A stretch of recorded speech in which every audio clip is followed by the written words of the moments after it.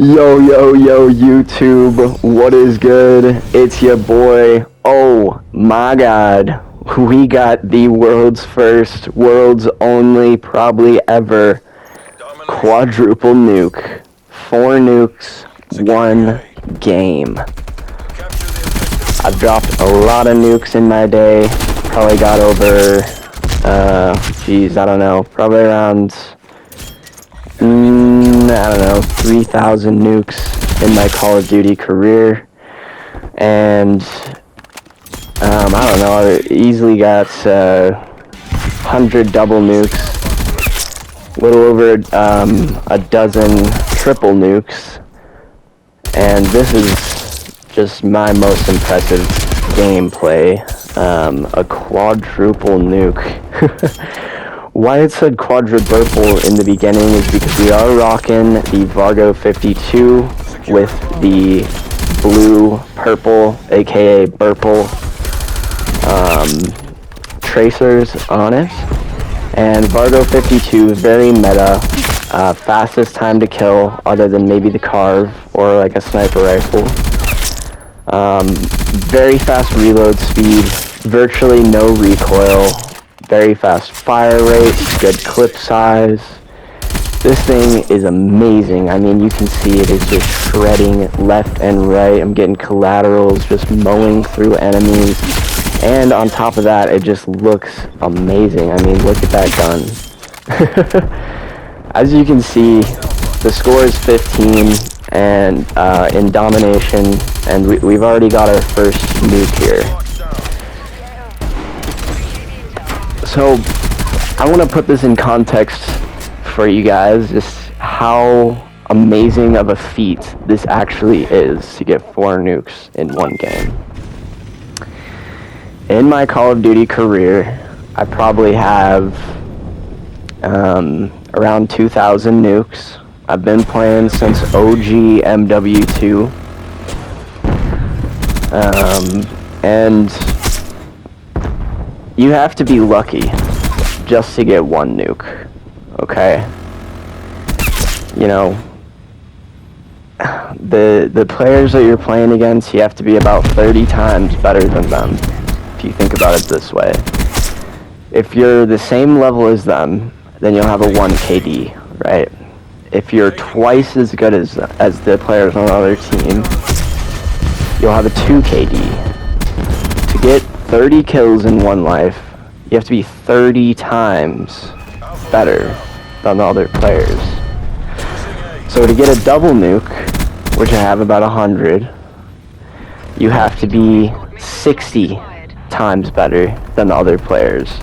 Not only do you have to get 30 kills in one life, but you have to do that twice in one game. Just to fit 60 kills in one game, which averages 5 to 15 minutes, depending on the game type and the score. That's hard, right? That's hard enough, okay? I have about a dozen triple nukes, and you have to be 90 times better than the other players. We'll just round it up to 100 times better. So to get a quadruple nuke is insane. You have to be so insanely good and so insanely lucky. The stars have to align, you have to get the perfect lobby, and you have to be playing perfectly. For most people, just to get, you know, like a chopper gunner, you have to be playing like perfectly. There's over 50 million players that played Call of Duty Black Ops Cold War. If you look at the leaderboards, there's over 50 million registered accounts.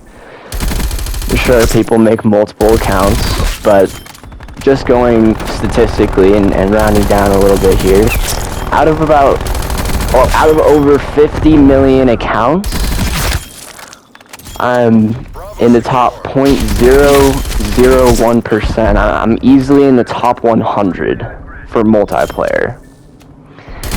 Okay. I love Call of Duty, always have, probably always will. And just you know, the stars just really aligned on this day. And I really hope you guys enjoy this gameplay. I think it's insane, just so impressive. Really wanted to just kind of preface like how hard it really is, like just to get one nuke, first of all. And people say, you know, oh, like these are bots or whatever. No, these are real players, guys. And the thing is too, like, it's just the state of COD today. All right, just to kind of explain a little further of like how good of a Call of Duty player I am. I already told you guys, you know, I've got thousands of nukes, but I have a 12 KD right now on my account. Okay, on my first account, I got a nuke with every single gun. I'm not talking about melees because that would shred my KD, right? I got a nuke with every gun, got the calling card, and people were so, like, mad. I mean, imagine you go up against somebody that goes 102, and I know everything about Call of Duty that you could possibly know, right? I knew how the best play algorithm works. So, because I know how the best play algorithm works, and I'm so good, and look at that, I'm going up against a level 753, and you can't really call him a bot. Anyways, I would always get the best play, and then people would check the scoreboard and be like, this dude went 105, like, obviously I'm going to report him for cheating. All I did was play Call of Duty. My whole life was Call of Duty, Black Ops Cold War for about a year. And so I got so many reports that my first account got banned, unfortunately, permanently, and had dark matter, dark ether, you know, like crazy KD, everything maxed, and it got banned, but that didn't stop me. I made a new account and my stats were even better. So this is the banned for too much skill account. I have a 12 KD. In my first 1,000 games on the banned for too much skill account, I had over 600 nukes. That means I was averaging a nuke every other game. Even better. Which, you know, I mean, the stats just speak for itself, but let me explain, like, a little bit more, just about kind of how this works. So, it used to be in the good old days, OG MW2, Black Ops 1, MW3, Black Ops 2, the good old days. Anyone that knows. You could have so much fun. And if you were really good, you could get chopper gunner attack dogs like every game without skill-based matchmaking. But, and you could drop nukes and all that. Then they introduced skill-based matchmaking, and what it is really is just player retention. Okay, they want the really bad players to keep playing the game so that they spend money on the game, and the reality of it is the majority of players have like a 0.6 KD around there, 0.5, 0.6. Most players don't play this game like I do. You know, most players are casual players. And so, figuring that out, yes, all your favorite streamers are boosters. They're using VPNs. Or, what they're doing, and what I do, is I just quit games.